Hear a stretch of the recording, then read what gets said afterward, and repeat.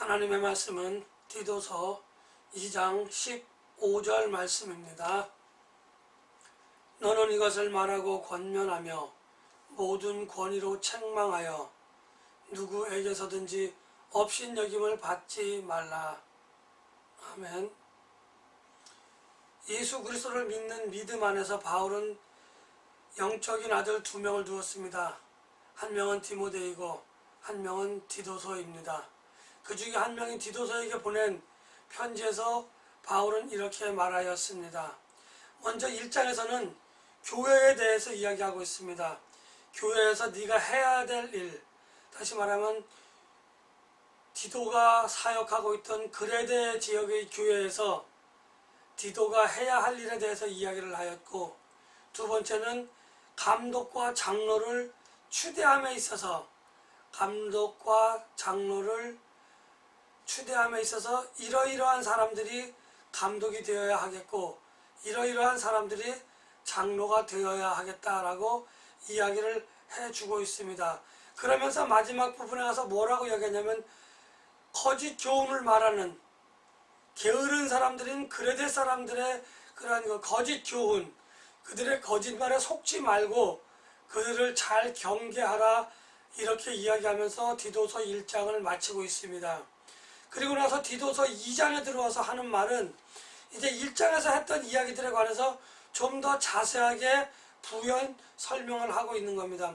그러면서 무엇을 이야기하고 있냐면은 첫 번째로는 성도들을 이렇게 양육하고 이렇게 가르치는 것도 중요하지만 무엇보다도 중요한 것은 사역자인 디도 네가 또한 너와 함께 공동으로 사역하고 있는 많은 사역자들이 해야 할 일에 관해서 이야기하고 있는데, 그것은 남들을 가르치기 이전에 내가 말씀을 가르치는 대로, 내가 말씀을 배운 대로 그대로 행하면서 다른 사람들에게 모범을 보여야 된다, 이렇게 이야기하고 있습니다.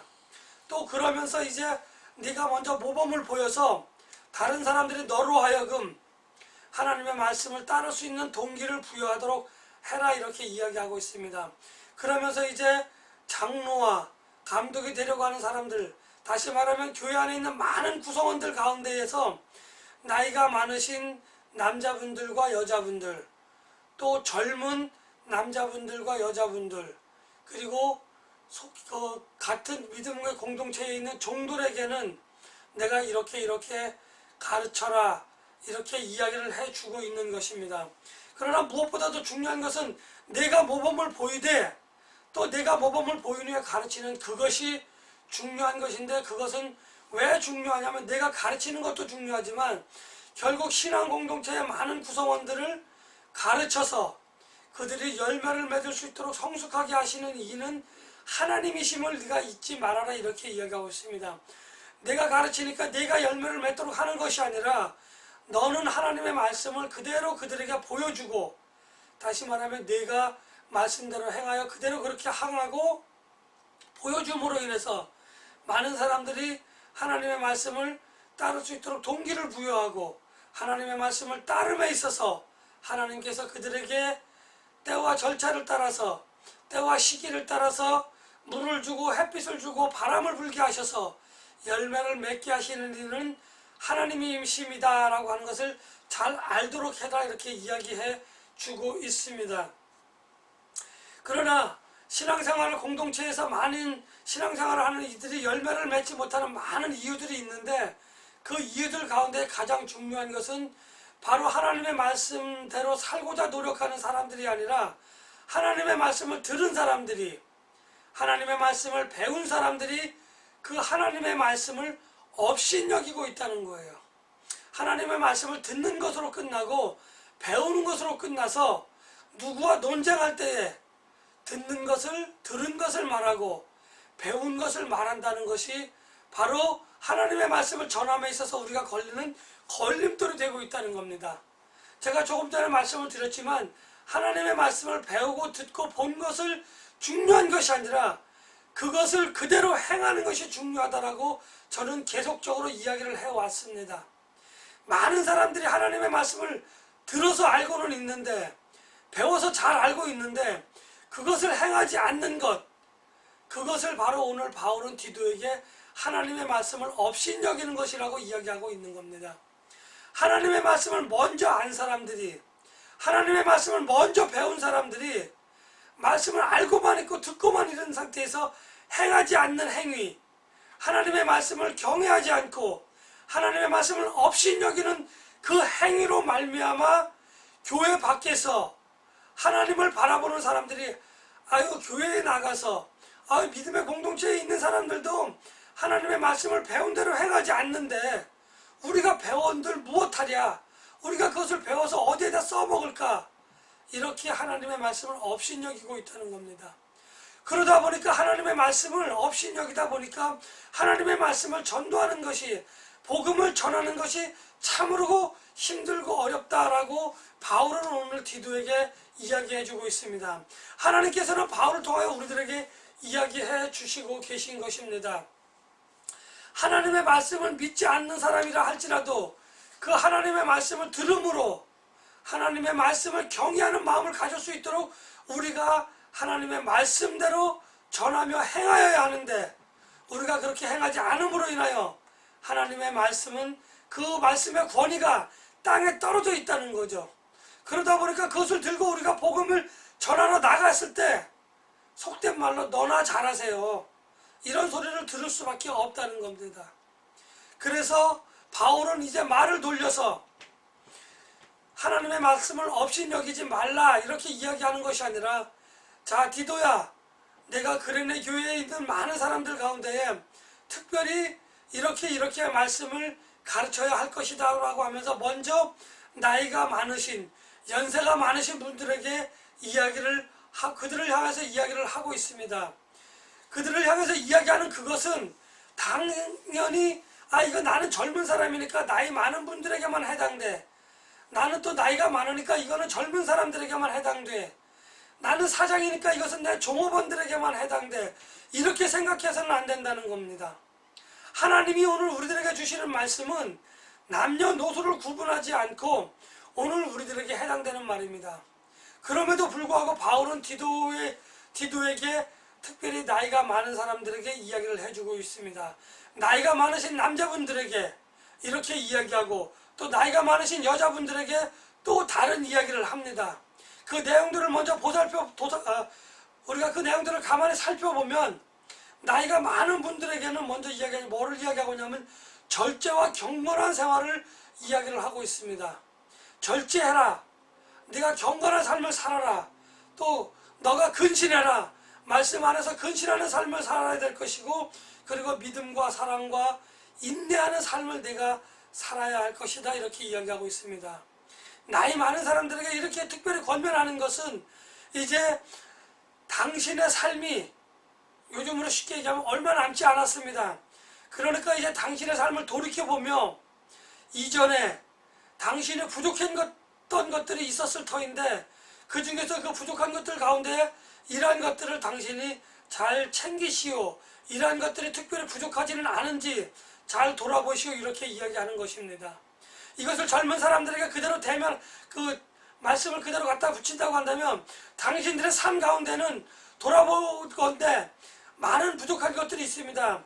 그러나 특별히 이러한 것들이 부족한 것이 생길 것인데 앞으로 조심해서 이러한 부분들을 잘 섬겨라, 이렇게 이야기하고 있는 것입니다.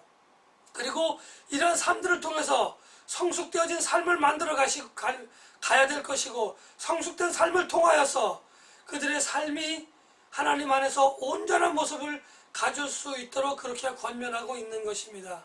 그리고 두 번째로 바울은 편지를 통해서 나이가 많으신 여자 성도들에게, 나이가 많으신 여성분들에게 이야기를 하고 있는데 그것은 바로 뭐냐면 똑같아요. 당신은 남에 대해서 험담하지 말라라는 겁니다. 다시 말하면 말조심을 하라는 거예요. 고린도전서 교회를 가만히 보면 여자들의 말 때문에 문제가 많이 발생을 하였습니다. 그래서 여자들은 교회에서 잠잠하라고 이야기를 하고 있는 겁니다. 여자들이 입을 다물고 아무 말도 하지 말라는 것이 아니라 말을 행함에 있어서 남을 험담한다든지 다른 사람들을 좋지 않게 말하는 그러한 말하는 것에 있어서 특별히 조심하라고 하는 그러한 의미를 이야기하고 있는 것입니다.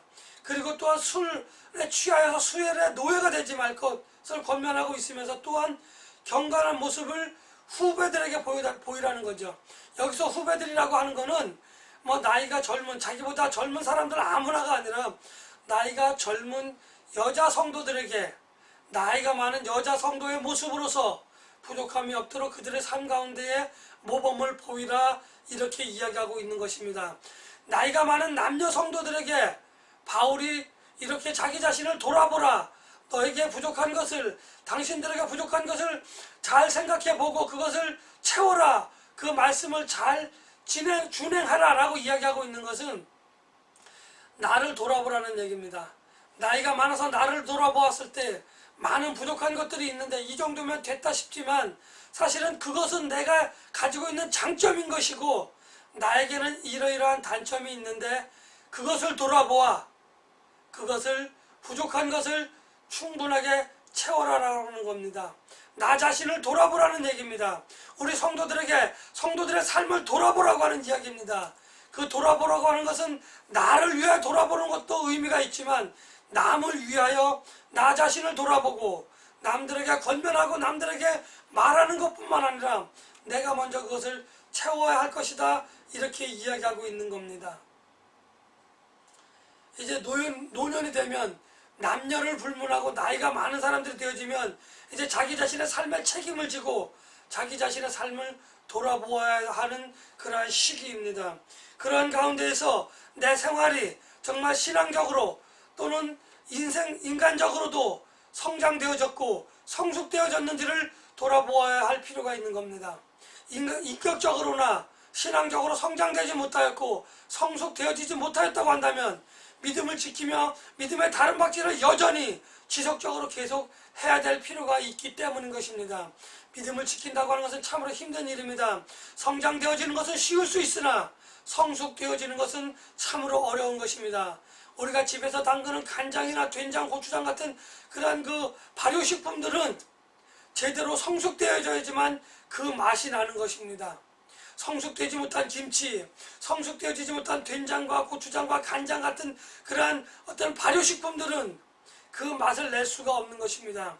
우리들의 신앙생활이 시간이 지나서 오래 신앙생활을 하는 그런 성장만을 추구하였다고 한다면 이제는 맛을 내는 그런 성숙되어진 신앙이 오늘날 우리에게 필요한 것입니다. 그것을 위해서 우리는 지금 이 시간 말씀을 통하여 나의 삶을 한번 돌이켜보는 그러한 지혜가, 삶의 지혜가 필요하지 않나, 이렇게 생각을 해봅니다. 그리고 이제 젊은 여자 성도들에 대해서 또 바울은 디도에게 편지를 통해서 그들의 삶을 돌아볼 것을 이야기해 주고 있습니다. 그것은 바로 어르신들의 교훈을 받으라는 겁니다. 나이가 많으신 분들의 교훈을 받아서 남편과 자녀들을 사랑하며 근신하고 순전하며 집안일을 잘하며 남편에게 순종할 것을 이야기하고 있습니다. 이 말의 빌미는 무조건 집안일만 해라, 무조건 남편에게 순종해라, 이러한 의미를 포함하고 있지는 않습니다. 이것을 다르게 말한다고 한다면 한 가정을 꾸려가는 것은 남자가 아니라 여자라는 겁니다. 가정이 얼마나 중요한지, 신앙생활을 함에 있어서 가정이 얼마나 중요한지를 이야기해주고 있는 겁니다.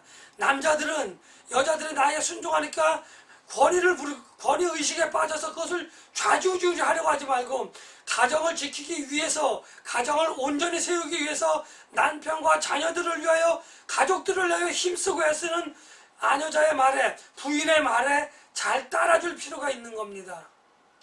때로는 성격이 맞지 않아서, 때로는 가정을 생각하는 마음이 달라서 의견 충돌이 있을 수 있습니다.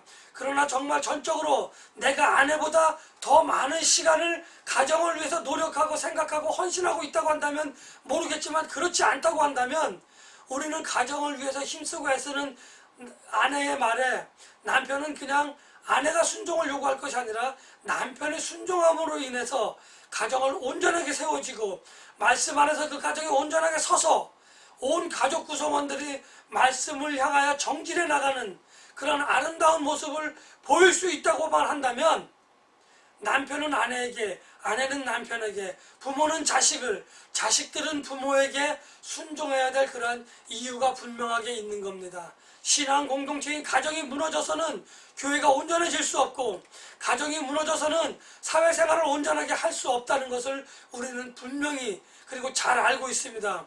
그러므로 우리가 남편에게 조금 양보하고, 아내에게 조금 양보하고, 자녀에게 조금 양보하고, 부모에게 조금 양보해서 온전한 신앙생활을 하는 가정을 꾸려나가야 될 분명한 이러한 이유가 있는 것을 오늘 저는 여러분들에게 다시 한번 말씀을 드리고 싶습니다.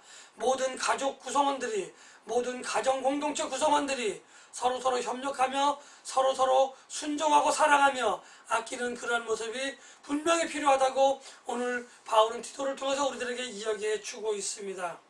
모든 사람들이 어떠한 공동체에 속해 있든지 간에, 그것이 신앙 공동체이든 아니든 간에 자기에게 주어진 일이 있습니다. 자기에게 맡겨진 일이 있습니다. 그 주어진 일, 그 맡겨진 일을 온전하게 감당하지 못하고 내가 그것을 버리고 저것을 향하여 나아갈 때 그 공동체는 흔들리고 그 공동체는 무너질 수밖에 없습니다. 아니, 내가 이것을 버리고 저쪽으로 나아간다고 한다면 궁극적으로 나는 그 공동체에서 쫓겨날 수밖에 없는 그런 상황까지도 가져올 수 있다는 겁니다. 내가 하는 일이 귀한 일이 아닌 것 같지만, 내가 하는 일이 천박한 일인 것 같지만, 내게 맡겨진 일을 감당하는 그 공동체 안에서 그 내게 맡겨진 그 일은 다른 사람이 할 수 없는 대체 불가인 그런 일입니다. 그것을 맡은 바, 자기가 맡은 속한 그런 곳에서 묵묵히 감당하는 그 모습을 하나님은 기뻐하시며 하나님은 그것을 온전하게 바라보신다고 하는 것을 우리들은 잘 깨달아야 할 것입니다. 우리말에 뭐로 가도 서울만 가면 된다는 말이 있습니다. 예, 이곳저곳에서 서울로 가는 길은 참으로 다양합니다. 서울에 가는 것은 당연합니다. 그러나 믿음의 규칙을 지키고 믿음을 지키며 가는 것이 더욱더 중요합니다. 그러나 내 주변에 있는 모든 길들이 반드시 서울로 가는 길이 아니라는 것을 우리가 잘 알 수 있습니다. 예를 들어 북쪽을 향하는 길이 서울로 가는 길이라고 한다면 동쪽이나 서쪽으로 향하는 길, 남쪽으로 향하여 나 있는 길은 서울로 가는 길이 아니라는 것을 말씀을 드리고 싶습니다. 행여나 남쪽으로 가고 있다고 한다면, 행여나 동이나 서쪽으로 가고 있다고 한다면 그 길은 서울로 가는 길이 아니니 우리는 그 길에서 돌이켜서 북쪽으로 향하는 길을 걸어야 될 그러한 이유가 여기 있는 겁니다. 서울로 가는 길, 뭐로 가도 좋지만 될 수만 있다면 정진해서 가는 그러한 서울로 가는 길을 걸으시는 우리들이 되었으면 참으로 좋겠다는 생각을 해봅니다. 그리고 마지막으로 젊은 남자들에게 이야기하고 있습니다.